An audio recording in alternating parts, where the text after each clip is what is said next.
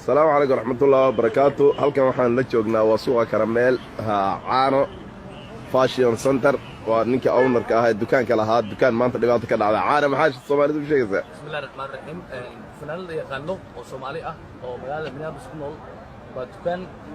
kamid ah magaalada Minneapolis karmeelka cusub alaab ka xaday waxaana booliiska isku imaada u jeedaa koob laba waa u jeednaa booliiskana waa aragnaa fanaanada magaceeda ma sheegano ceebtu Ilaahay ha asturo hadda halkaas lagu hayaa ayadoo qaawan majabeysan tahay alaabta ay xaday fanaanadaas qiimaheedu waa imisa waa iska $105 meelahaas $105 laba toob iyo waxa xaday boorso marka see ku aragtay hadda adigu ownerkii businesska aad tahay inay wax xaday gabadhu wallahi fanaanada alaab xadaysa waligeed ma maqleen history lama maqleen fanaan la xiraa la maqlaayay oo dadkan xaqeeyeen fanaan xadaysa barafur xadaysa iyo boorso iyo